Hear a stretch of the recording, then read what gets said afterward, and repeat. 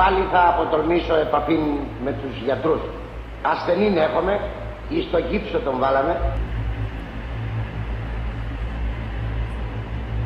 Don't fight against the doctor. Sometimes the doctor gives you medicine you don't like. But even if you don't like the medicine, the doctor is there to try to help you.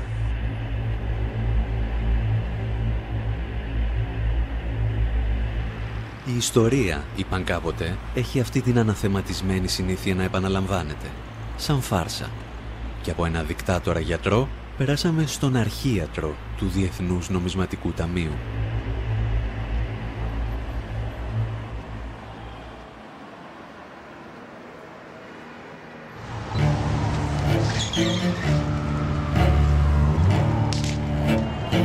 Οφείλουν όλοι να αγωνιστούν, ξέροντας ότι εκεί το έθνος θα εξαφανίσει την υπερχρέωση της χώρας ή η υπερχρέωση θα αφανίσει το έθνος. Η εισοδηματική πολιτική εφέτος θα είναι αυστηρά περιοριστική. Οι αυξήσεις που θα δοθούν θα είναι 0. Άλλα περιθώρια για παροχές, φορολογικές ελαφρύνσεις δεν υφίστανται.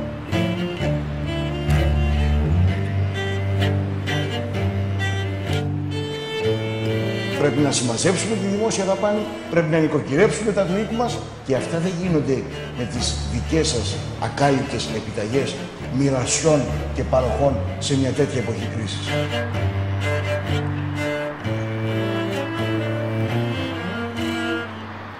Η πατρίδα μας δυστυχώς βρίσκεται στην εντατική. Το δημοσιονομικό αδιέξοδο της χώρας απειλεί την εθνική μας κυριαρχία. Για πρώτη φορά από το 1974.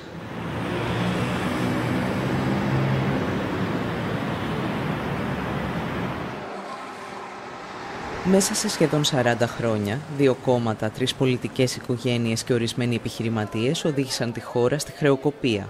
Κήρυξαν στάση πληρωμών στους πολίτες, επιχειρώντας να σώσουν τους δανειστές τους.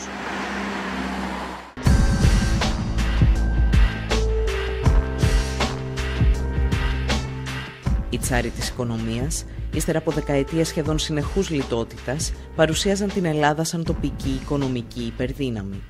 Το έργο μας είναι ασυναγώνιστο. Ποια κυβέρνηση έλυσε το πρόβλημα της οικονομίας? Η οικονομία για άλλη μια φορά θα αποδειχθεί ότι είναι το ισχυρό χαρτί της χώρας μας. Ενώ η οικονομία έκανε ένα άλμα και άλλαξε κατηγορία, πήγε από την δεύτερη στην πρώτη εθνική. Όταν το οικοδόμημά τους κατέρευσε, οι ίδιοι άνθρωποι έλεγαν πίσω από τις πλάτες μας ότι λόγω κάποιας γενετικής ανομαλίας είμαστε ανίκανοι να διαχειριστούμε την οικονομία μας χωρίς ξένες παρεμβάσεις.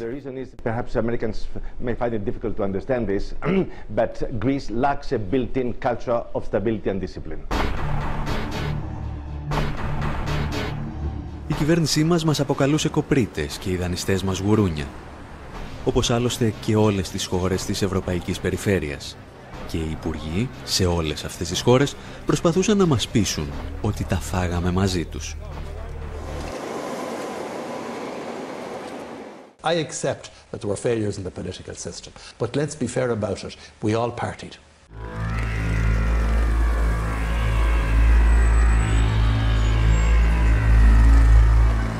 Η απάντηση στην καταγραφή που υπάρχει εναντίον του πολιτικού προσωπικού της χώρας.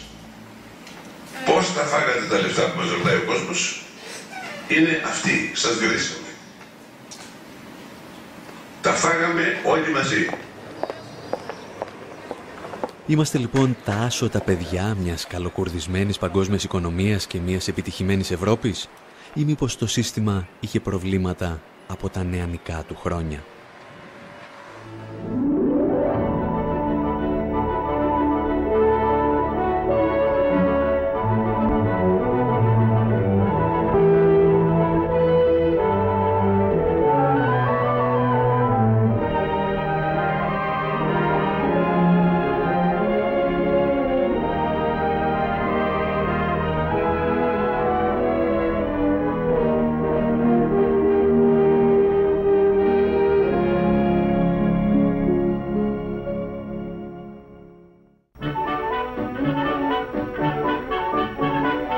Η μεταπολεμική περίοδος της παγκόσμιας καπιταλιστικής οικονομίας μπορεί να χωριστεί στα δύο, κατά τη γνώμη μου. Είναι τα πρώτα 25 χρόνια περίπου της λεγόμενης χρυσής εποχής μετά τον Δεύτερο Παγκόσμιο Πόλεμο, όπου οι ρυθμοί ανάπτυξης ήταν υψηλοί, τα πραγματικά εισοδήματα ανέβαιναν, η κατανάλωση ανέβαινε, δημιουργήθηκαν αυτές οι συνθήκες που δεν είχαν ξαναφανεί ποτέ στην ιστορία του καπιταλισμού.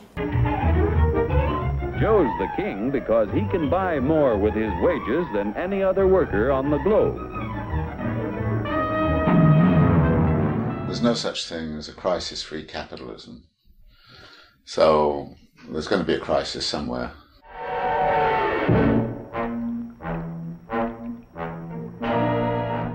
Αυτή η περίοδος έφτασε στο τέλος της στα μέσα της δεκαετίας του 1970. Από εκεί και πέρα μπήκαμε σε μια άλλη περίοδο χαμηλής ανάπτυξης, συχνών κρίσεων, χαμηλής ανόδου του εργατικού εισοδήματος, αν ανέβαινε αυτό, συχνά υψηλής ανεργίας, μιας γενικότερης δυστοκίας, δηλαδή των όριμων καπιταλιστικών χωρών όσον αφορά τη διαδικασία της συσσόρευσης. That crisis was really focused on the power of labor, which was very strong at that time in the core capitalist regions in Europe and North America. And the result of that was there were a lot of pressures on wages. Labor was well organized. They had a lot of political power in the state, you know, in elections, and it was just simply a problem for capital. So they had to discipline labor, and they did it a number of ways.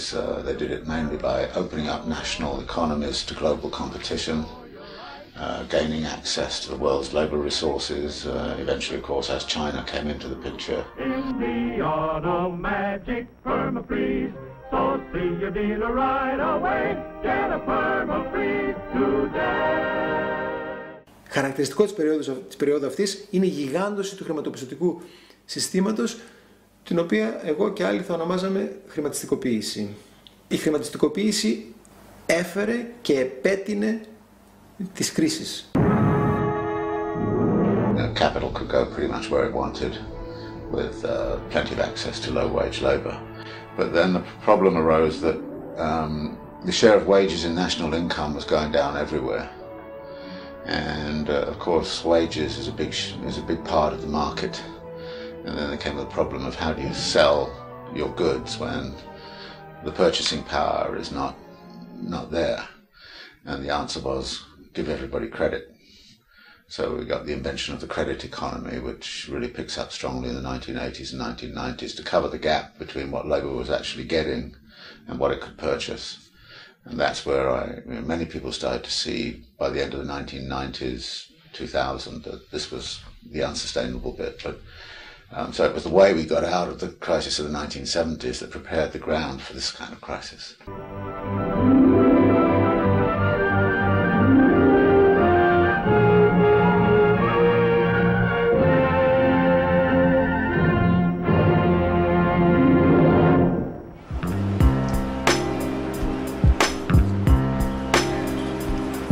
Όταν θα σκάσει η φούσκα στην αμερικανική αγορά ακινήτων, το χρηματοπιστωτικό σύστημα φτάνει στα όρια της ολοκληρωτικής κατάρρευσης.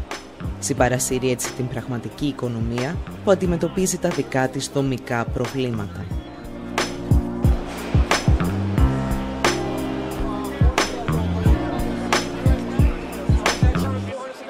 Τα κράτη παρεμβαίνουν πυροσβεστικά. Ρίχνουν χρήματα των φορολογούμενων για να διασώσουν τις τράπεζες και να τονώσουν τη ζήτηση.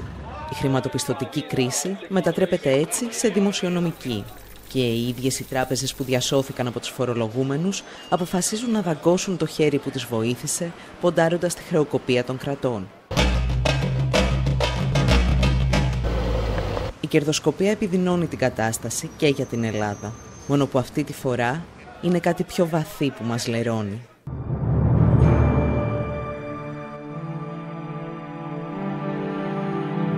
Έχει έρθει η σειρά της Ευρωζώνης να πληρώσει. Ο βασιλιάς Ευρώ αποδεικνύεται γυμνός. Πρώτα απ' όλα γυμνός από κράτος. Il n'y a pas de monnaie sans État. L'avantage des États-Unis et l'avantage du dollar, c'est malgré toutes ses faiblesses, c'est entre autres qu'il y a un État qui s'appelle les États-Unis. L'Europe, elle, n'existe pas. L'Europe, il n'y a pas d'Europe politique. C'est-à-dire il n'y a pas de légitimité d'un pouvoir politique en Europe transnational. À mon avis, la zone euro n'est pas viable. Σε αντίθεση με τις Ηνωμένες Πολιτείες, όπου η Ομοσπονδιακή Κυβέρνηση και η Κεντρική Τράπεζα επεμβαίνουν για να περιορίσουν τις ανισότητες μεταξύ των πολιτιών, η Ευρωζώνη τις γιγαντώνει. Δημιουργεί έτσι τους φτωχούς συγγενείς, τα γουρούνια της Ευρωπαϊκής Ενοποίησης. Η Ευρωζώνη έχει χωριστεί πεντακάθαρα πλέον σε κέντρο και περιφέρεια. Η κρίση είναι εντονότατη στην περιφέρεια, είναι στον αλφα βαθμό κρίση της περιφέρειας. Ο μεγάλος κερδισμένος του ευρώ ως τέτοιου νέου νομίσματος είναι φυσικά οι χώρες του κέντρου και κυρίως η Γερμανία. Η ανταγωνιστικότητα άρχισε να διαφέρει πάρα πολύ και οι χώρες της περιφέρειας συστηματικά έχασαν ανταγωνιστικότητα. Αυτό λοιπόν ήταν μια άμεση απόρρεια του ευρώ.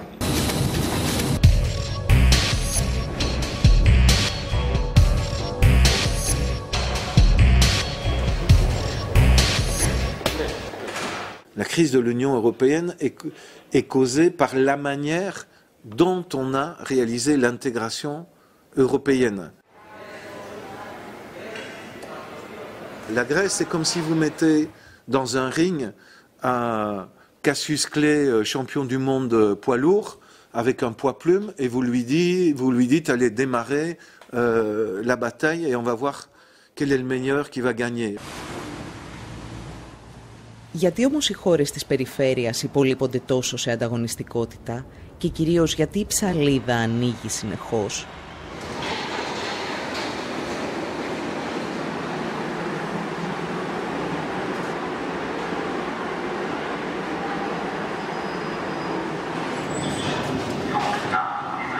Ο μύθος της οκνηρής περιφέρειας και της εργατικής Γερμανίας με την υψηλή παραγωγικότητα καταρρίπτεται.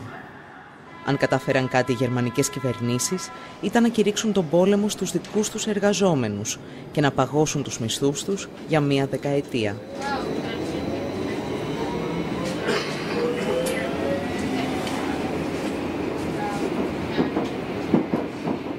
Also wir haben in den letzten Jahren Lohnstückkostensteigerungen in nominalen Größen in dem Umfang von 7% gehabt.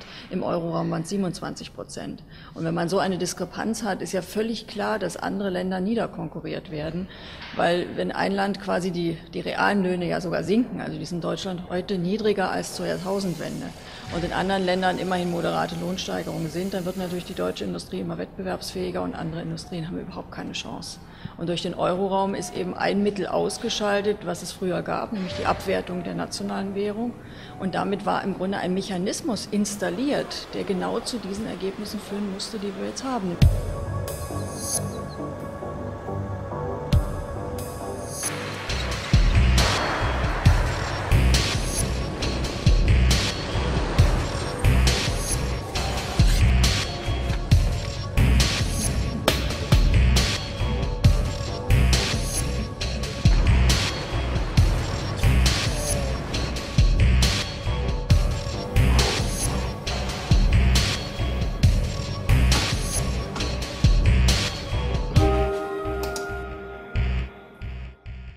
Η απώλεια ανταγωνιστικότητας φάνηκε με δύο τρόπους.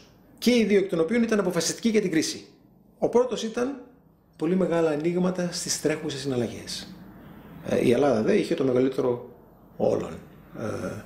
Όταν δεν μπορείς να ανταγωνιστείς, οι συναλλαγές σου με τον υπόλοιπο κόσμο αρχίζουν και γίνονται ελληματικές. Το έλλειμμα λοιπόν της Ελλάδας είναι τρομακτικό. Αλλά ήταν κάτι που είδαμε και στις υπόλοιπες χώρες της περιφέρειας. Αυτό λοιπόν ήταν το ένα φαινόμενο. Συναφές με αυτό το φαινόμενο ήταν η συσσόρευση χρέους.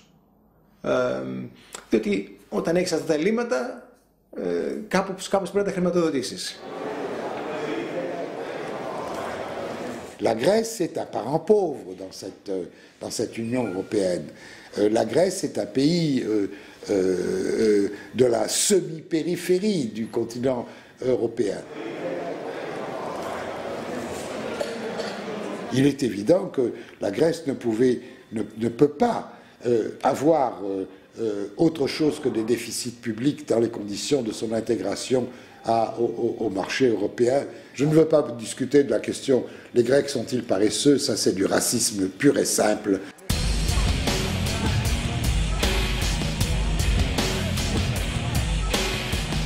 Η Ευρωζώνη διαλύει το νοσοποιητικό σύστημα των χωρών της Ευρωπαϊκής Περιφέρειας, αφήνοντάς τις εκτεθειμένες στην παγκόσμια κρίση. Αχίλλειος πτέρνα αυτών των χωρών είναι τα ελλείμματα και το χρέος. Χρέος που στη δική μας περίπτωση έχει βαθιές ρίζες στην ιστορία του ελληνικού κράτους. Συνεχώς η χώρα μας μέσα τη διάρκεια της Επανάστασης άρχισε τα πρώτα δάνεια και από τότε μέχρι τώρα συνεχώς δανείζεται με μία εξαίρεση. Κατάφερε η Ελλάδα σε μια περίοδο ακμής της, το λέω ειρωνικά, να δανείσει. Στην περίοδο της κατοχής δάνεισε τη Γερμανία. Την υποχρέωσαν οι Γερμανοί να γίνει δανειστής, αποδανειζόμενος. Από τη γερμανική κατοχή και μετά, η χώρα επιστρέφει στον παραδοσιακό της ρόλο, του δανειζόμενου, και το δημόσιο χρέος, με τη σημερινή μορφή του, απογειώνεται από τη δεκαετία του 80. Η διατήρηση του δημόσιου δανεισμού σε ψηλά επίπεδα στην Ελλάδα έχει να κάνει με την κοινωνική και την ταξική δομή της Ελλάδας και με την μορφή που πήρε η οικονομία της τις τελευταίες δεκαετίες. Έχει να κάνει με την συστηματική αδυναμία του κράτους να φορολογήσει με αποτελεσματικό και στοιχειωδώς δίκαιο τρόπο. Ο Ανδρέας Παπανδρέου χτίζει το απαιτούμενο κοινωνικό κράτος, αλλά ταυτόχρονα μειώνει τη φορολογία ανώνυμων εταιριών και υψηλών εισοδημάτων. Υιοθετεί τις προβληματικές επιχειρήσεις σώζοντας θέσεις εργασίας, κυρίως όμως σώζει τους ιδιοκτήτες τους. Το δημόσιο έλλειμμα αυξάνεται κατά πολύ. Μαζί του αυξάνεται και το δημόσιο χρέος. Η κυβέρνηση Μητσοτάκη συνεχίζει το δανεισμό. Το Μάστριχτ επιβάλλει τις αγορές ως μέσο κάλυψης των ελλημάτων, απαγορεύοντας άλλες δυνατότητες δημιουργίας χρήματος. Το χρέος εκτοξεύεται με το μεγαλύτερο μέσο ετήσιο ρυθμό ανόδου στην ελληνική ιστορία. Ο Κώστας Σιμίτης έχει περισσότερη τύχη. Τον βοηθούν η δημιουργική λογιστική, η πτώση των ευρωπαϊκών επιτοκίων και η άνοδος των ρυθμών μεγέθυνσης. Έτσι κρύβει κάτω από το χαλί τις βραδιφλεγείς βόμβες που ο ίδιος θέτει στο χρέος. Το ποσοστό του χρέους φαίνεται να υποχωρεί ελάχιστα. Ο Κώστας Καραμανλής μειώνει τη φορολόγηση του κεφαλαίου κατά 10 ολόκληρες μονάδες. Μέτρα σαν κι αυτό επιταχύνουν την κατάρρευση της οικονομίας. Το χρέος εκτινάσεται και πάλι. Τη σκητάλη παίρνει ο Γιώργος Παπανδρέου για να ρίξει τη χώρα στην αγκαλιά των ξένων δανειστών. Στο τέλος της εφαρμογής του μνημονίου, το δημόσιο χρέος θα αγγίζει το 167% του ακαθάριστου εθνικού προϊόντος.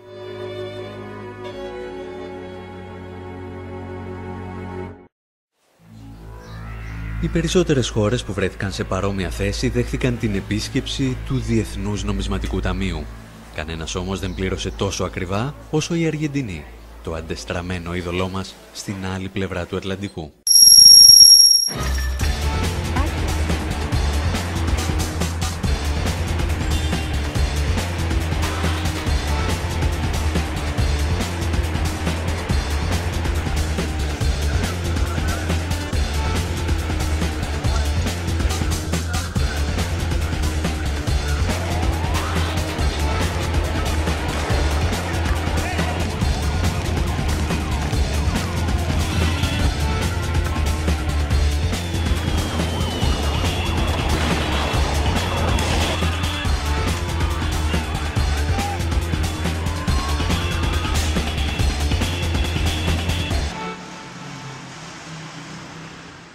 Η Αργεντινή θα πέσει στην παγίδα του χρέους μαζί με την Ελλάδα το 1824 με τα πρώτα βρετανικά δάνεια.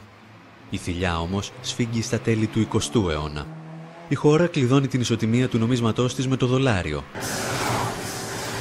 Χάνει έτσι όλα τα μέσα άσκησης νομισματικής πολιτικής. Ζει τη δική της Ευρωζώνη. Μόνο που στη θέση του Βερολίνου βρίσκεται η Ουάσιγκτον. in a way to enter the new century in a very, very solid basis. Παράλληλα, το Διεθνές Νομισματικό Ταμείο μετατρέπει τη χώρα σε ένα ακόμη πειραματικό εργαστήριο του νεοφιλελευθερισμού.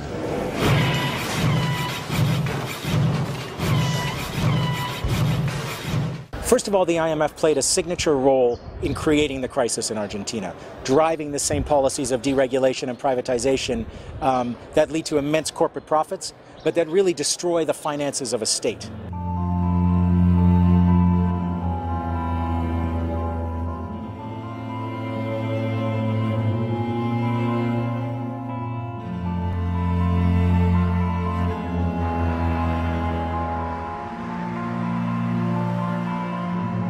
They were very clearly, the agent of U.S. power in the world, just as they are very clearly the agent of neoliberalism, which means the agent of upper classes in the neoliberal enterprise, whose aim was to increase their income tremendously, what they did, but they did to the present crisis. Με την οικονομική κατάρρευση της Αργεντινής το 2001, το Διεθνές Νομισματικό Ταμείο και οι νεοφιλελεύθερες θεωρίες του γίνονται περίγελος των οικονομολόγων σε όλο τον κόσμο. Ορισμένα τέρατα όμως δεν πεθαίνουν ποτέ. The IMF is a little bit like a zombie institution. You can't kill it.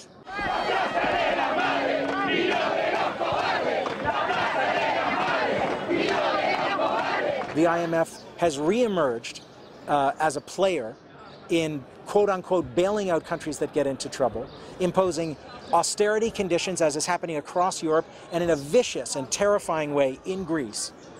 And there's no sense whatsoever that this institution has learned anything from the experience of Argentina.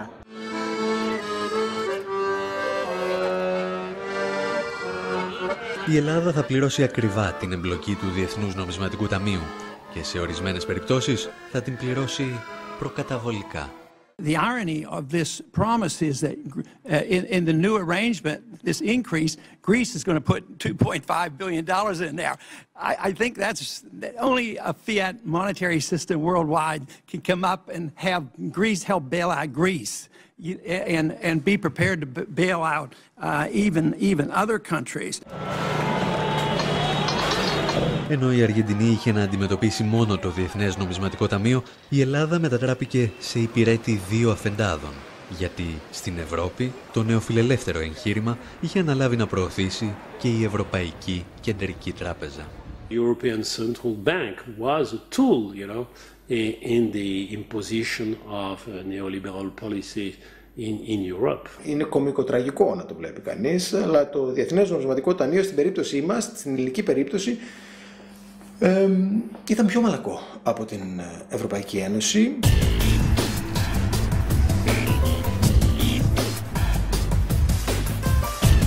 Τα μέτρα που επιβάλλει η ελληνική κυβέρνηση σε συνεργασία με την Τρόικα δεν είναι απλώς άδικα και επικίνδυνα για τον πληθυσμό. Είναι εξ αρχής καταδικασμένα σε αποτυχία. Έχουν τραγικά αποτελέσματα για το επίπεδο ζωής και την καθημερινή ζωή των πολλών και είναι άκρως απίθανο να έχουν θετικό αποτέλεσμα όσον αφορά την οικονομία συνολικότερα και τον τρόπο αντιμετώπισης του χρέους.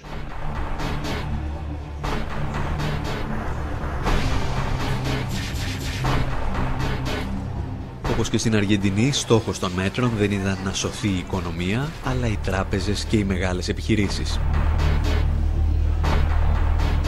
The IMF put magnificent pressure on Argentina to repay these debts. Many of the debts were inflated, in fact exploded, because of the transfer of debt from huge corporations, including some of the biggest banks in the world, onto the public treasury, onto the public purse, which the IMF pushed for as well. Τα μέτρα που έχουν ληφθεί λοιπόν μέχρι τώρα είναι μέτρα σταθεροποίησης, με την έννοια ότι είναι μέτρα τα οποία θα αποτρέψουν την άμεση στάση πληρώμων, αθέτηση πληρώμων από πλευράς Ελλάδας αύριο. Δεν είναι μέτρα τα οποία θα μειώσουν το χρέος. Αυτό δεν είναι φανερό, δεν χρειάζεται να το θεωρητικοποιήσουμε, ότι το χρέος συνεχίζει να αυξάνεται και να αυξάνεται ταχύτατα, αφού υιοθετήθηκαν τα μέτρα και ως απόρρια των μέτρων. Είναι μέτρα που ελήφθησαν για να προστατευτούν οι δανειστές, να προστατευτούν οι τράπεζες με τον πιο ξεκάθαρο τρόπο. Μέσα σε λίγους μήνες η ελληνική κυβέρνηση θα προσφέρει στις ελληνικές τράπεζες 108 δισεκατομμύρια ευρώ, σχεδόν δηλαδή το σύνολο του πακέτου σωτηρίας που λαμβάνει από το Διεθνές Νομισματικό Ταμείο και την Ευρωπαϊκή Ένωση. Η Αργεντινή, όταν βρέθηκε αντιμέτωπη με ανάλογες καταστάσεις, τιμώρησε αρκετούς από τους υπευθύνους. Η εικόνα των προέδρων που εγκατέλειπαν το προεδρικό μέγαρο με ελικόπτερα στοιχιώνει ακόμη το Διεθνές Νομισματικό Ταμείο, αλλά και τους συνεργάτες του.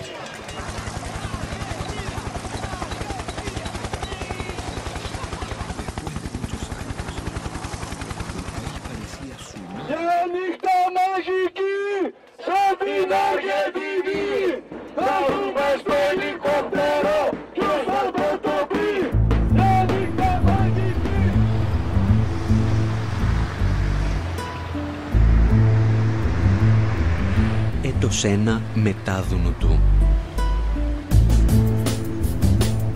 Η Ελλάδα έχει μπει σε ένα εντατικό πρόγραμμα εξυγιάνσεων, αξιοποιήσεων, εξορθολογισμού και συμμαζέματος.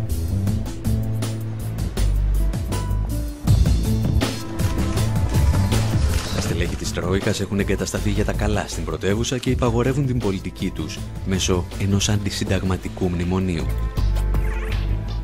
A landmark has certainly been the pension reform, but the main question now is to be able to align wages and productivity.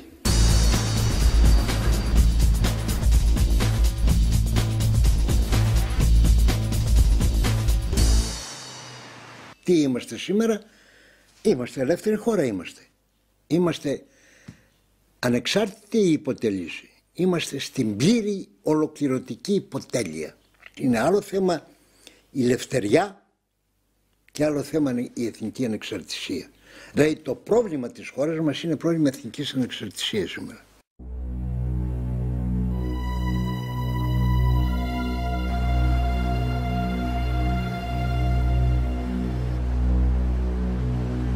Σε αγαστή συνεργασία με τους ξένους δανειστές της, η κυβέρνηση στρέφεται εναντίον των πολιτών με την επιβολή σκληρής λιτότητας. Το αποτέλεσμα είναι φτώχεια, λουκέτα και ανεργία.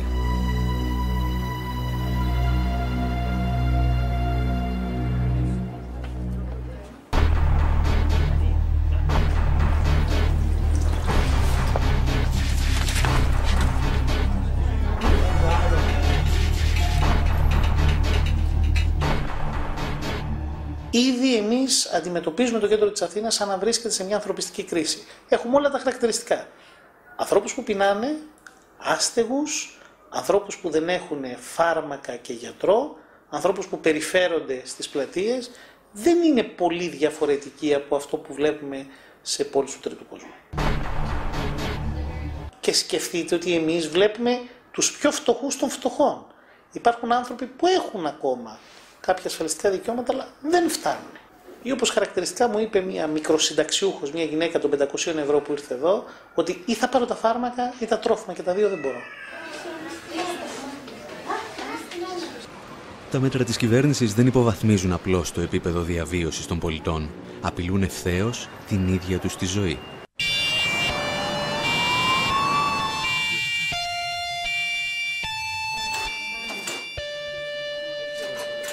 Όλες οι χώρες που μέχρι τώρα μπήκαν σε διαδικασία υποστήριξης σε εισαγωγικά από το Διεθνές Νομισματικό Ταμείο είχαν δραματικές επιπτώσεις στο προσδόκιμο επιβίωσης, δηλαδή αυτό που λέμε στην απλή γλώσσα μέσο όρο ζωής. Είχαμε περιπτώσεις χωρών που μετά την περιπέτειά τους αυτή ο μέσος όρος ζωής έπεσε 5 και 10 χρόνια. Με τις περικοπές αυτές που αντιμετωπίζουμε τώρα είναι σαφές ότι θα έχουμε μια μεγάλη μείωση στο προσδόκιμο επιβίωσης.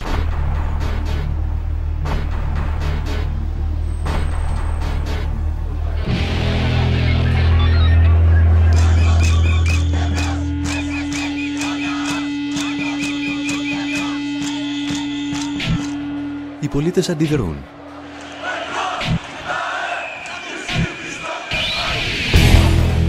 Και η κυβέρνηση καταστρατηγεί ακόμη και τις βασικές αρχές της αστικής δημοκρατίας.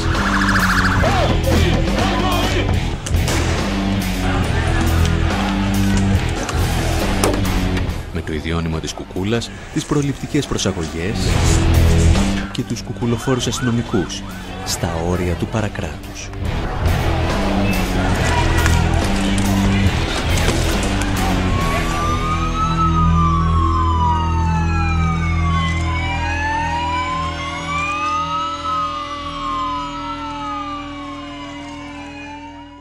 Les crises se soldent toujours par des mesures antisociales, antipopulaires, qui peuvent être extrêmement brutales.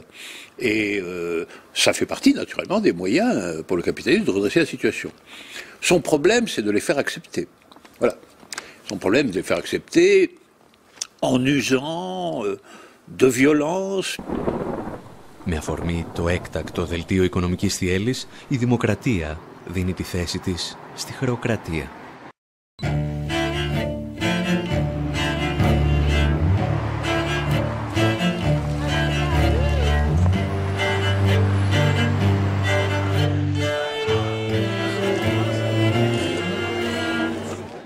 Une crise du capitalisme, c'est quand même une énorme destruction de valeur. C'est quand même de la valeur qui part en fumée dans la spéculation financière. Donc, cette destruction de valeur, il faut que quelqu'un la paye. Les capitalistes n'ont pas l'intention de la payer eux-mêmes, hein. On les comprend d'ailleurs. Ils ne sont pas altruistes, ils ne sont pas... Αν όμως αυτοί που προκάλεσαν την κρίση δεν είναι διατεθειμένοι να πληρώσουν, γιατί να την πληρώσουμε εμείς?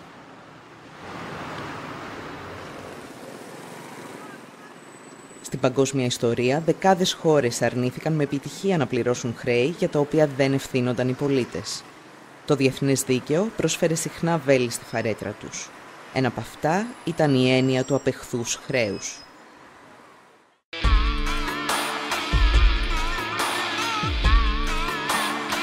Η ιστορία μας ξεκινά τη δεκαετία του 1920 με τον Αλεξάντερ Σακ. Υπουργός στην Τσαρική Ρωσία και ειδικός σε θέματα δικαίου, ο Σακ βρέθηκε μετά την Επανάσταση του 1917 να διδάσκει σε πανεπιστήμια της Ευρώπης και των Ηνωμένων Πολιτειών. Και το 1927 παρουσίασε μια λαμπρή ιδέα, την έννοια του απεχθούς χρέους. Για να ορίσουμε ένα χρέος ως απεχθές, είπε, πρέπει να υπάρχουν τρεις προϋποθέσεις. Πρώτον, το καθεστώς της χώρας να προχώρησε στη σύναψη του δανείου χωρίς τη γνώση και τη συγκατάθεση των πολιτών. Δεύτερον, τα δάνεια να σπαταλήθηκαν σε δραστηριότητες που δεν ωφέλησαν τους πολίτες της χώρας. Και τρίτον, ο πιστωτής να ήταν ενήμερος για αυτή την κατάσταση και να σφύριζε αδιάφορα.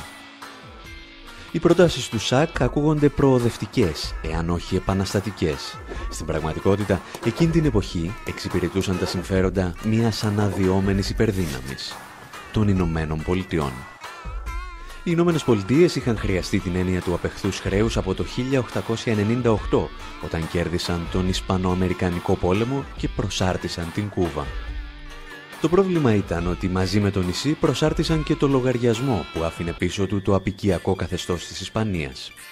Και επειδή η Ισπανική απικιοκρατία κράτησε 4 αιώνες, από τη στιγμή δηλαδή που ο Κολόμβος πάτησε το πόδι του στην Αμερική μέχρι το 1898, το χρέος ήταν ελαφρώς μεγάλο. Οι Ηνωμένες Πολιτείες δεν σκόπευαν φυσικά να πληρώσουν τα σπασμένα των προηγούμενων καθεστώτων. Αποφάσισαν ότι το χρέος της Κούβας είναι απεχθές, οπότε αρνήθηκαν να το πληρώσουν. Μια παρόμοια ιστορία είχε να διηγηθεί και το Μεξικό μερικές δεκαετίες νωρίτερα, όταν ο Δημοκρατικός στρατός ανέτρεψε το καθεστώς του αυτοκράτορα Μαξιμίλιαν του Πρώτου, αποφάσισε ότι το χρέος που είχε δημιουργηθεί ήταν απεχθές. Ο Μαξιμίλιαν είχε δανειστεί υπέρογκα ποσά με ληστρικά επιτόκια προκειμένου να αντιμετωπίσει τις εξεγέρσεις εναντίον του. Και επειδή χρώσταγε πολλά, τόσο στους δανειστές του, αλλά κυρίως στο λαό του Μεξικού, τον έστησαν στα 10 μέτρα και τον εκτέλεσαν. Τα περισσότερα παραδείγματα απεχθούς χρέους του 19ου αιώνα και των αρχών του 20ου φαίνεται να αφορούν υποανάπτυκτες χώρες της Αμερικανικής Υπήρου. Στην πραγματικότητα, πίσω από όλες τις αποφάσεις για πάυση πληρωμών βρισκόταν μια ανερχόμενη υπερδύναμη, οι Ηνωμένες Πολιτείες. Και αυτή η υπερδύναμη θα φέρει την έννοια του απεχθούς χρέους και στον 21ο αιώνα.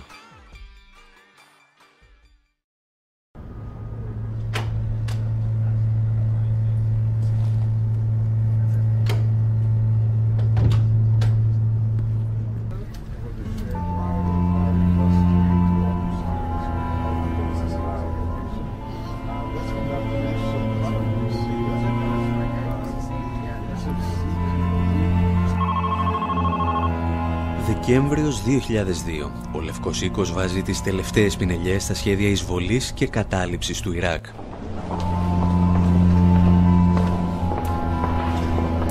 Πριν ηχήσουν όμως τα όπλα, οι Αμερικανοί αξιωματούχοι προετοιμάζονται για την επόμενη ημέρα από την ανατροπή του Σαντάμ Χουσέιν. Το State Department γνωρίζει ότι θα κληθεί να διαχειριστεί το τεράστιο δημόσιο χρέος του Ιράκ και γι' αυτό θέλει να αποδείξει ότι είναι απεχθές.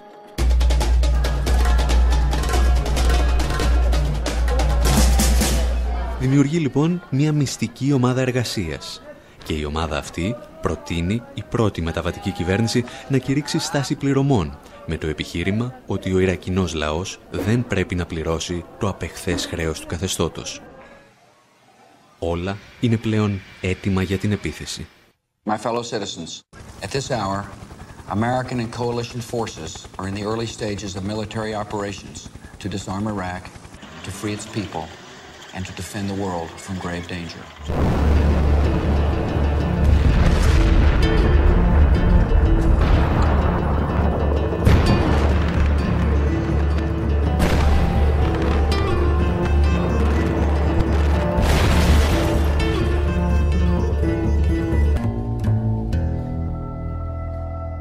Rappelez-vous, en 2003, les États-Unis, avec leurs alliés, envahissent l'Irak. C'était en mars 2003. Et 3 semaines plus tard, le secrétaire au Trésor des États-Unis convoque ses collègues du G8 à Washington et leur dit « La dette de Saddam Hussein est une dette odieuse. Le régime de Saddam Hussein est un régime dictatorial. Nous devons renoncer à récupérer cette dette odieuse. Le nouveau régime qui va venir en Irak doit être libéré du poids de cette dette. »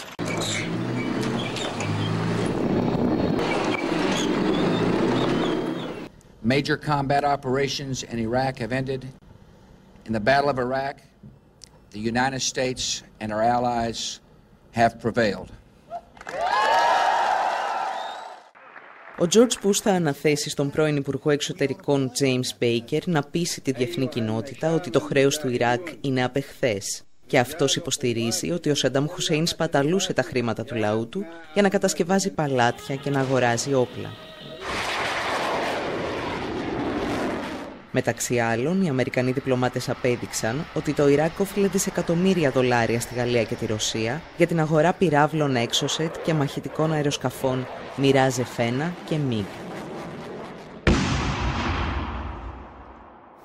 Στην πραγματικότητα, η συμπεριφορά του Χουσέιν δεν διαφέρει και τόσο από την πρακτική αρκετών ηγετών της Δύσης. Τα παλάτια είναι για τον αραβικό κόσμο ότι οι Ολυμπιακοί αγώνες για τη Δύση. Μια επίδειξη οικονομικής αλλά και γεωπολιτικής κυριαρχίας.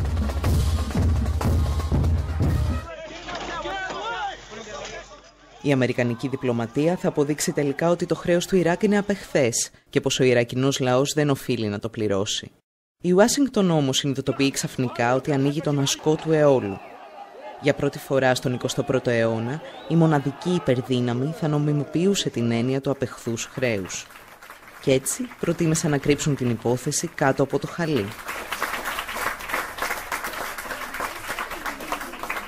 Finalement, les autres pays ont dit OK, on supprime 80% de la dette irakienne au sein du club de Paris, mais ils ont dit s'il vous plaît, n'utilisez pas officiellement la notion de dette odieuse parce que si on utilise cette notion, d'autres pays vont faire appel à la jurisprudence. Par exemple, Congo va dire la dette de Mobutu, il ne faut pas la rembourser. Les Philippines vont dire la dette du dictateur Marcos, on ne veut pas la rembourser. L'Afrique du Sud va dire la dette de l'apartheid, nous ne voulons pas la rembourser. Donc, pour éviter une contagion, si vous voulez, une extension de la notion de dette odieuse dans les années 2000, on a pris une solution, une décision ad hoc qui concerne l'Irak. Mais pour nous, c'est clairement la démonstration que la doctrine de la dette odieuse s'applique. I think would be a mistake for Iraq to continue to be burdened by the sins of a deposed dictator. οι Ηνωμένες Πολιτείες θα συνεχίσουν να βοηθούν το Ιράκ να διαγράψει παλιές οφειλές. Κανένας όμως στην Ουάσιγκτον δεν θέλει πλέον να ακούει τις λέξεις απεχθές χρέος.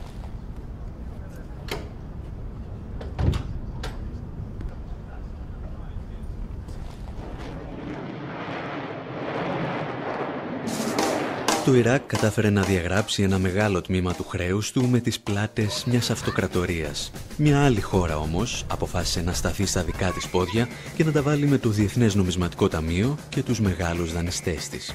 Κατάφερε να αποδείξει ότι το χρέος της ήταν όχι μόνο απεχθές, αλλά παράνομο και αντισυνταγματικό. Καλώς ήρθατε στον Ισημερινό.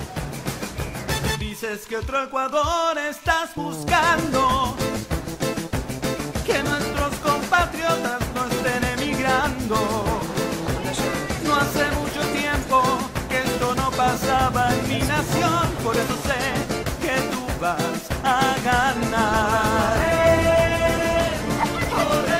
Vota por el mejor.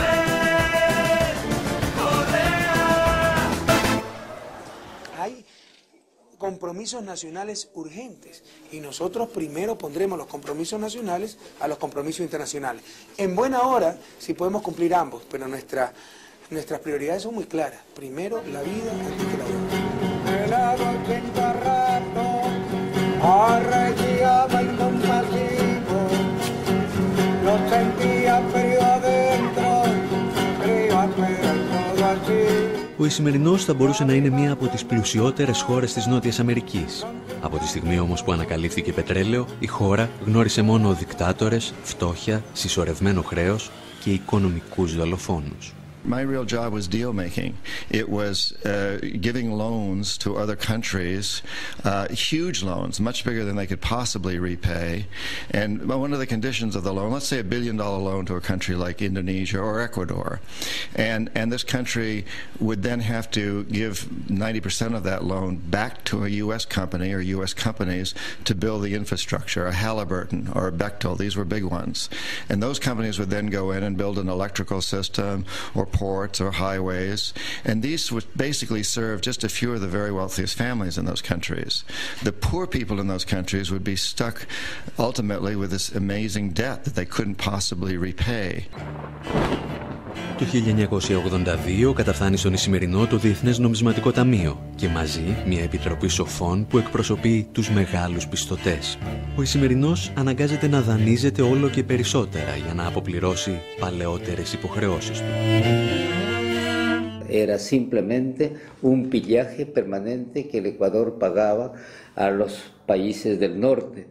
Para ponerles un ejemplo, durante toda la década del 80 y del 90, ¿no? Hasta el 2005, el servicio de la deuda representaba alrededor del 50% del presupuesto del Estado. Es decir, el orden del 3.000 a 4.000 millones de dólares anuales, ¿no? Mientras que para salud, el gasto de salud anual del presupuesto era apenas del 4%. 4.000 millones para pagar el servicio de la deuda, 400 millones para gastos de salud. 4.000 millones para pagar el servicio de la deuda y 800 millones para educación, ¿no? Entonces estábamos matando a nuestra población.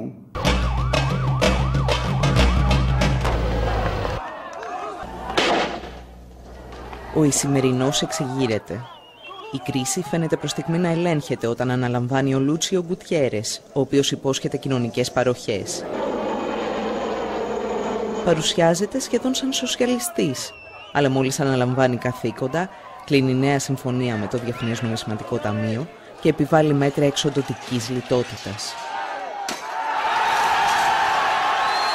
Οι πολίτες αποφασίζουν ότι πρέπει να φύγει, με το ίδιο μέσο μεταφοράς που χρησιμοποιούσαν και οι πρόεδροι της Αργεντινής, με ελικόπτερο.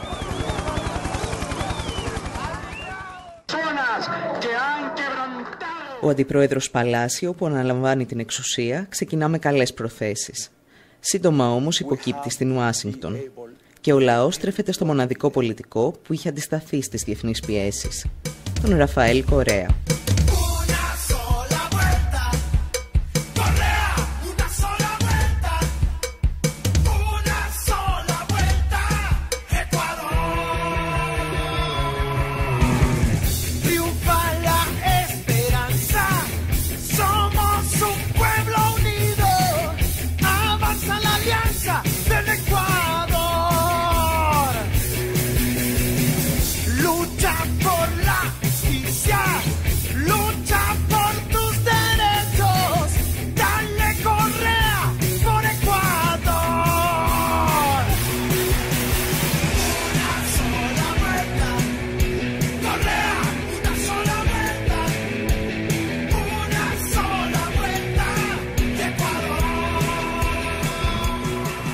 Ο Κορέα έχει σπουδάσει οικονομικά στην Ευρώπη και στις Ηνωμένες Πολιτείες και γνωρίζει πολύ καλά πώς μπορείς να αντιμετωπίσεις την Παγκόσμια Τράπεζα και το Διεθνές Νομισματικό Ταμείο αν έχεις την πολιτική βούληση. C'était en 2005, quand il était ministre des Finances, Rafael Correa a dit ce n'est pas normal que le supplément de revenus pétroliers qui arrive dans les caisses du pays reparte entièrement au remboursement de la dette. C'est injuste pour la population. Et il a dit 80% des revenus pétroliers doivent être destinés à améliorer les dépenses sociales dans l'éducation, dans la santé, dans la création d'emplois. Et seul 20% doit aller dans le remboursement de la dette. La Banque mondiale a dit il n'est pas question que nous continuions à prêter de l'argent à l'Équateur si l'Équateur maintient une telle loi. Donc c'était clairement une immixtion de la Banque mondiale dans les affaires intérieures de l'Équateur. Et ce ministre, Rafael Correa, a dit il n'est pas question que j'accepte, moi comme ministre, cette imposition de la Banque mondiale. Et donc il a préféré démissionner plutôt que de plier devant la Banque mondiale. Ça l'a rendu extrêmement populaire. Les gens ont dit « Ah, voilà quelqu'un qui préfère démissionner et perdre son poste de ministre, mais pour défendre la dignité et l'intérêt de la population. » Ο Κορέα τελικά εξελέγει πρόεδρος το 2006. Μία από τις πρώτες αποφάσεις του ήταν να απελάσει τον εκπρόσωπο της Παγκόσμιας Τράπεζας και να ζητήσει από τους εκπροσώπους του Διεθνούς Νομισματικού Ταμείου να φύγουν από το κτίριο της Κεντρικής Τράπεζας. Στελέχη του Ταμείου, όπως ο Μπομπ Τρά, που αργότερα θα έρθει στην Ελλάδα, είχαν ήδη χαρακτηριστεί ανεπιθύμητοι από τους πολίτες του Ισημερινού. La burocracia internacional majadera, incompetente y deshonesta tendrá que respetar a nuestro país. Así que por eso hemos expulsado al representante del Banco Mundial en el país y nos reservamos el derecho de iniciar las acciones legales pertinentes por los daños y perjuicios causados al país. Además, nos reservamos el derecho de calificar como ilegal las deudas que tenemos con el Banco Mundial. 6 μήνες μετά, ο Κορέα προχώρησε ένα βήμα παρακάτω. Ικανοποίησε το αίτημα των κοινωνικών οργανώσεων για επιτροπή λογιστικού ελέγχου. Moi, j'ai été une des personnes désignées par le président Correa pour faire partie de cette commission. Il y avait 18 membres de la commission et il y avait aussi 4 organes de l'État qui étaient représentés dans cette commission. Et nous étions chargés d'auditer, donc d'analyser tous les contrats qui avaient entraîné l'endettement du pays entre 1976 et 2006. Nous avons travaillé 14 mois et nous avons analysé les dettes de l'Équateur sous la forme de bons. Nous avons analysé les dettes à l'égard du Fonds monétaire international, de la Banque mondiale et d'autres organismes internationaux, et nous avons analysé les dettes de l'Équateur à l'égard d'autres pays, à l'égard de la France, du Japon, de l'Allemagne, et enfin les dettes intérieures publiques de l'Équateur.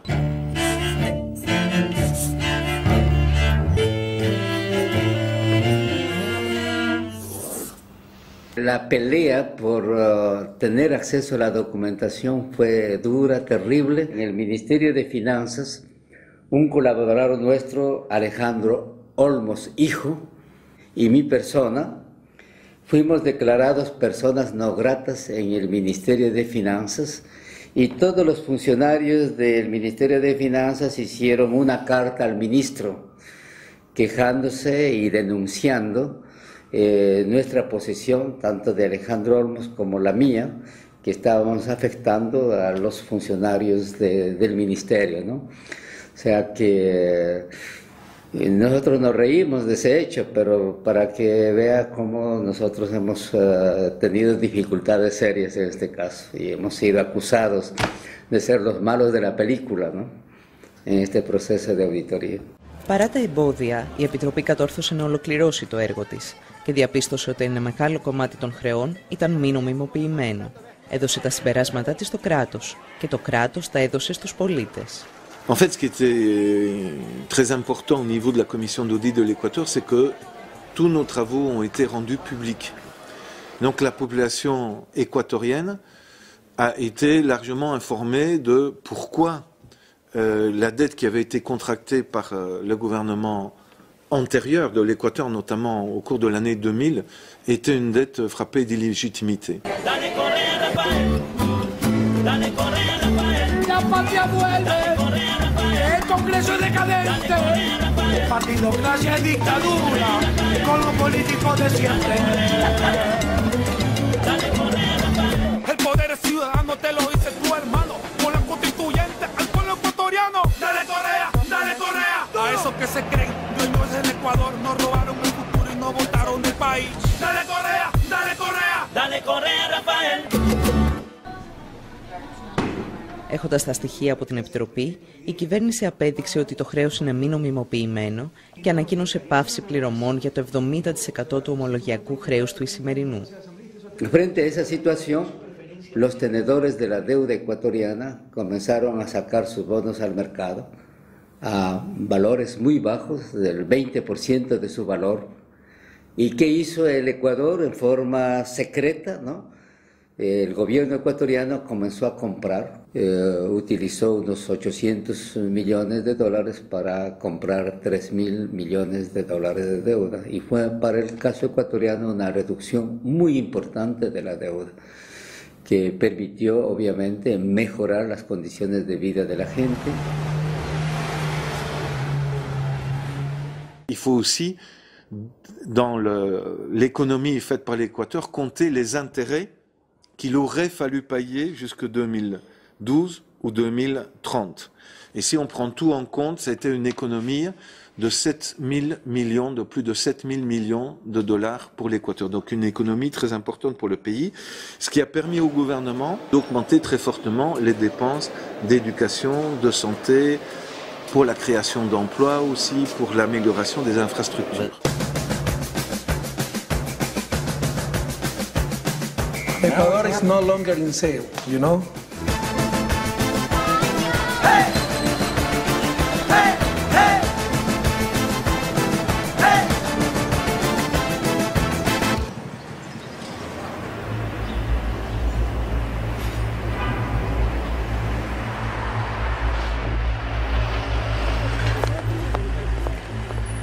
Στην Ελλάδα, ιστορικοί, οικονομολόγοι και αναλυτές χύνουν τόνους μελάνι καθημερινά για το πώς θα αντιμετωπίσουμε το δημόσιο χρέος.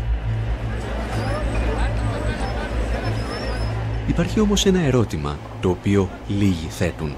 Χρωστά στα αλήθεια ο ελληνικός λαός όλα όσα του ζητούν?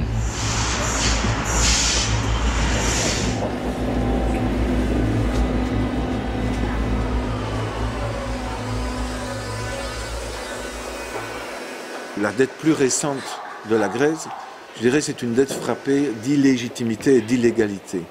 Alors, quels sont les signes de ça? Quand les autorités d'un pays reçoivent des pots de vin de la part de grandes sociétés transnationales, et c'est le cas de Siemens, qui, avec sa filiale Siemens Hellas, a distribué de l'argent, des pots de vin, à des responsables, à des ministres, à des hauts fonctionnaires depuis plus de 10 ans pour gagner des contrats.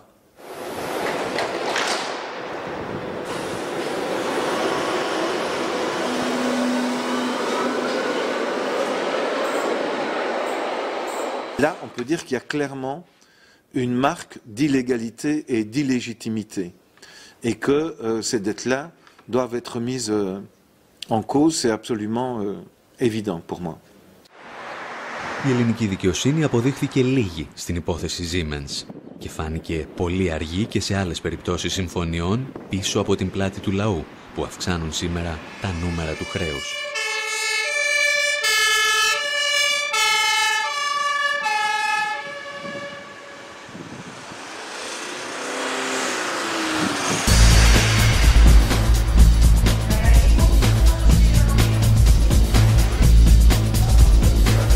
Με τα διαβόητα swaps του 2001 η κυβέρνηση υποθήκευσε το μέλλον για να δείξει ένα ψεύτικο καλύτερο παρόν.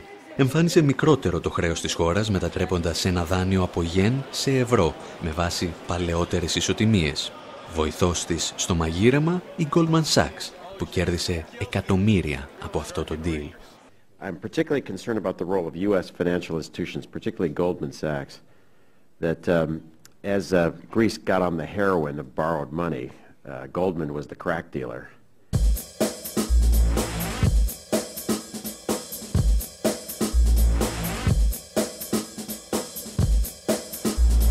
Το κόλπο πέτυχε για πολλά χρόνια και οι ελληνικές πολιτικές ελίτ έδειξαν ότι ξέρουν να ανταμείβουν τους συμμάχους τους. Προσέλαβαν ξανά την Goldman Sachs ως σύμβουλο με τους πολίτες να πληρώνουν τη συνεργασία. La Goldman Sachs donc a conseillé le gouvernement grec et en même temps d'une main et de l'autre main il attaquait le gouvernement grec. Το σκάνδαλο αποκαλύπτεται το 2010. Λίγες ημέρες νωρίτερα, ένας πρώην υπάλληλος της Goldman Sachs είχε τεθεί επικεφαλής του Οργανισμού Διαχείρισης του Ελληνικού Δημόσιου Χρέους. Pour moi, c'est vraiment, c'est comme embaucher un criminel pour surveiller votre maison. Quelqu'un qui est un braqueur de banque, vous l'embauchez, il va surveiller votre maison. Voilà, c'est la même chose. Alors on peut se dire, effectivement, il connaît bien les autres braqueurs et il sait comment empêcher qu'on rentre dans votre maison. Mais ça n'a pas, objectivement, on se rend bien compte que c'est pas comme ça. Le risque est quand même plus grand que, un jour, il profite de votre absence pour tout piquer. Et qu'est-ce qui me garantit que ce personnage passé chez Goldman Sachs va gérer de façon optimale les affaires grecques? Αρκετές χώρες κατηγορούν την Ελλάδα για τις δοσοληψίες της με την Goldman Sachs. Συχνά όμως είναι οι ίδιες που χρησιμοποιούν τις επαφές τους με τις ελληνικές κυβερνήσεις για να πουλήσουν με το αζημίωτο τα αμυντικά συστήματά τους στη χώρα. Als Deutschland gerade ausgehandelt hat, dass Griechenland unterstützt wird vor einem Jahr, war ja eine der Grundbedingungen, dass auf jeden Fall die Importe von deutschen Rüstungsgütern nicht minimiert werden. Also Griechenland sollte sparen, sollte die Pensionen zusammenstreichen, sollte den Leuten alles aus der Tasche ziehen, aber die Rüstungsimporte, die sollten weiter finanziert werden. Und das zeigt natürlich auch schon die ganz klare Interessenlage. Also die deutsche Bundesregierung ist da im Grunde der Anwalt der großen Rüstungskonzerne und der Exportindustrie. Und die haben jetzt ein Interesse daran natürlich, dass sie trotzdem weiter exportieren können.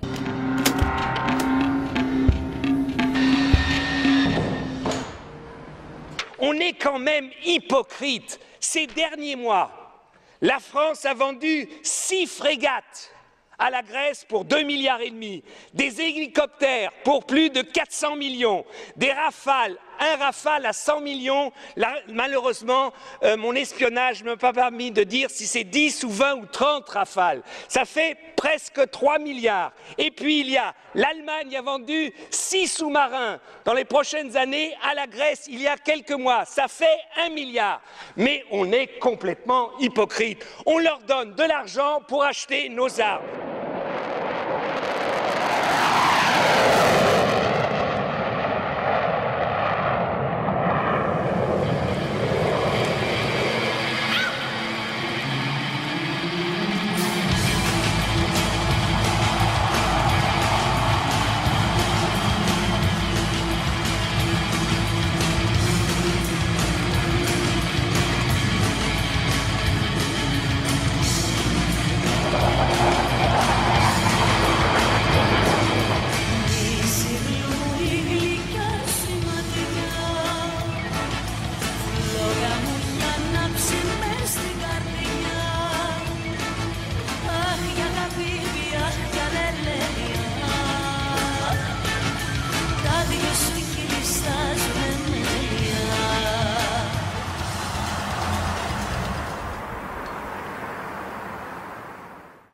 Μπροστά στην ευρωπαϊκή υποκρισία, εγκληματικές υποχωρήσεις συνοδεύουν εγκληματικές αποφάσεις.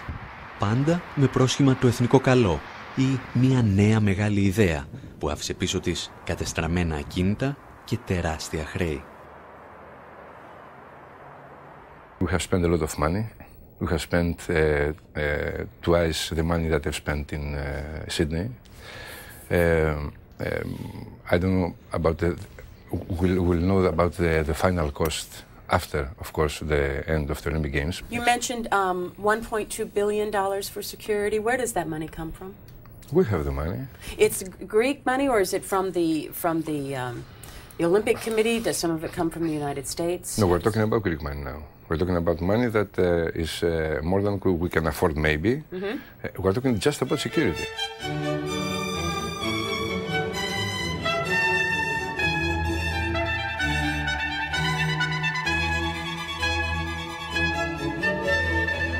On a fait des dépenses somptueuses, tout à fait exagérées, payées par la population grecque, parce que pour rembourser les dettes qu'on a contractées pour réaliser ces Jeux Olympiques, bien évidemment, on utilise une grande partie des impôts payés par les citoyens grecs pour rembourser cette dette. Et il est tout à fait normal que les citoyens grecs demandent qu'on fasse une analyse très claire de pourquoi le budget des Jeux Olympiques a explosé, à quoi les dépenses ont servi.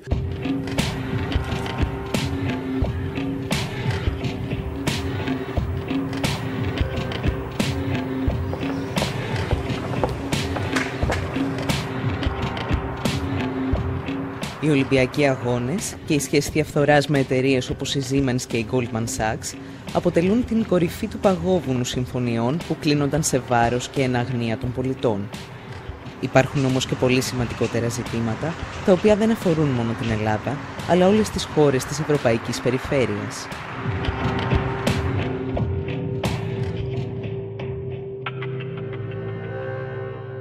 Έχουν ακολουθηθεί όλοι οι κανόνες που επιβάλλονται και προσδιορίζονται όσον αφορά την έκδοση ομολόγων?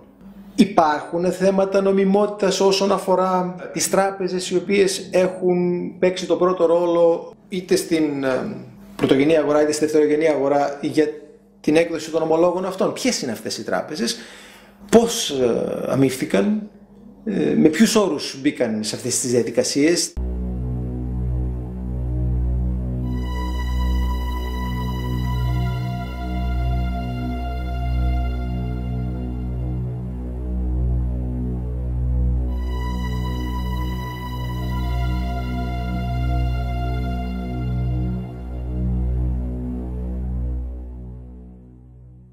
Also ich denke, dass ein Großteil der Schulden, die derzeit als Staatsschulden im Euroraum existieren, illegitime Schulden sind, weil es sind Schulden, die durch eine Politik entstanden sind, die sich gegen die Interessen der Mehrheit der Bevölkerung gerichtet hat. Und deswegen soll jetzt nicht die Bevölkerung diese Schulden abtragen.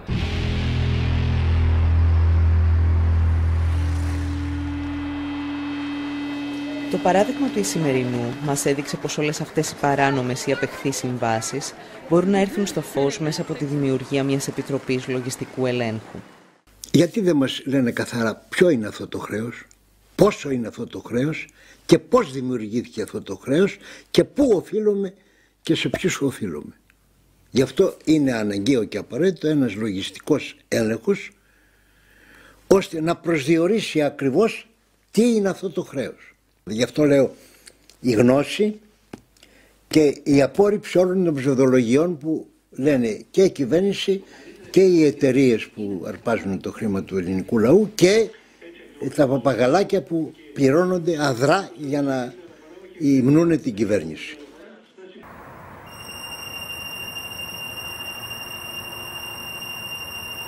Ποιος θα φτιάξει όμως την Επιτροπή Λογιστικού Ελέγχου?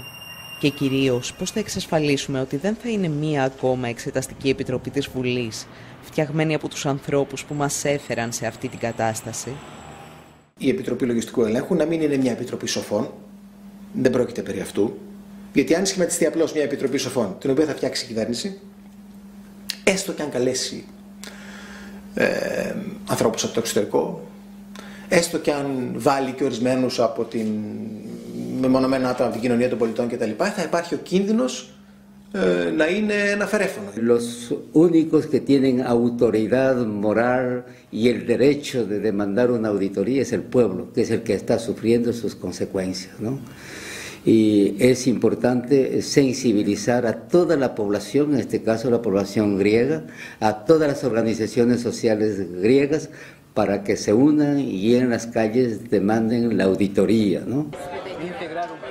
Dans la situation grecque, effectivement, comme le Parti de la Nouvelle Démocratie ou le PASOK ont bénéficié eux-mêmes d'avantages en endettant le pays depuis une quinzaine d'années, et il est certain que ces partis voient très mal l'idée de faire un audit parce que leur responsabilité va être démontrée aux yeux de l'opinion publique.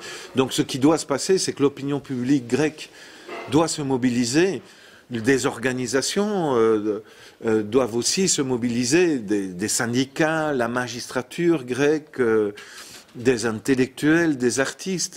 Les gens doivent faire connaître leur avis et faire monter la pression sur le pouvoir politique.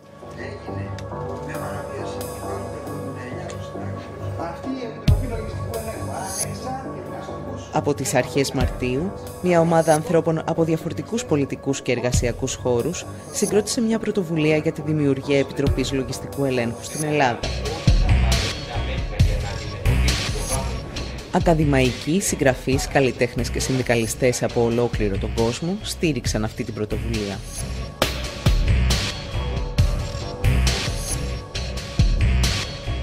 Η Επιτροπή Λογιστικού Ελέγχου θα διερευνήσει ποια τμήματα του χρέους είναι απεχθή και ποια είναι παράνομα και θα αποδείξει ότι ο ελληνικός λαός, βάσει της ελληνικής και της διεθνούς νομολογίας, δεν οφείλει να τα πληρώσει.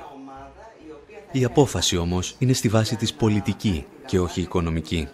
Ακόμη και αν το χρέος ήταν νόμιμο, καμία κυβέρνηση δεν έχει το δικαίωμα να δολοφονεί τους πολίτες της για να εξυπηρετήσει τους δανειστές της.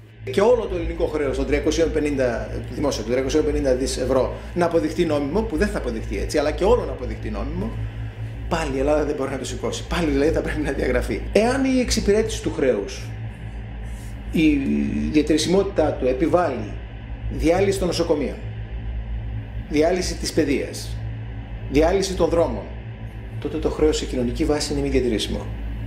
What in effect the government is saying is that they're going to default in relationship to the Greek people. And I don't understand how a social democratic, socialist, popularly elected government can turn to its own voters and say we're going to default on you instead of defaulting on the financial institutions. There is only one single option in the coming decades, which is not to pay this debt, because it was based on neoliberalism. And the neoliberal endeavor, was a crime against humanity. Personne n'a l'obligation de payer sa dette, parce que cette dette a été accumulée à travers un fonctionnement vicieux du marché financier. Il est immoral de payer une dette immorale.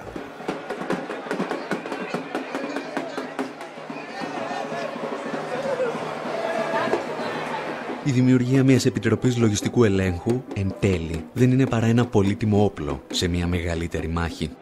Μια μάχη που θα διεξαχθεί με τους παραδοσιακούς όρους με τους οποίους διεξάγονται αυτές οι μάχες εδώ και αιώνες.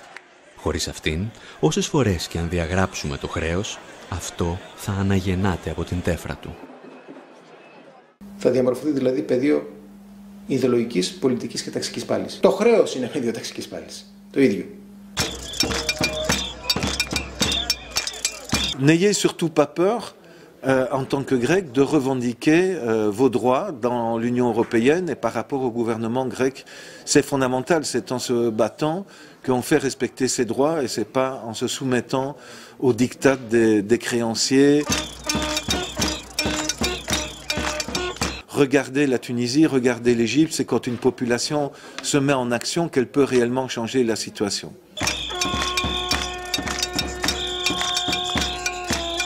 Να αποτινάξουμε από πάνω μας την υποτέλεια, να απελευθερωθούμε από το Διεθνές Νομισματικό Ταμείο, να απελευθερωθούμε από την Τράπεζα την Ευρωπαϊκή, να απελευθερωθούμε γενικά από την Τρόικα, η οποία είναι η οικονομική υποδούλωση της Ελλάδας. Τώρα είναι κρίσιμη στιγμή.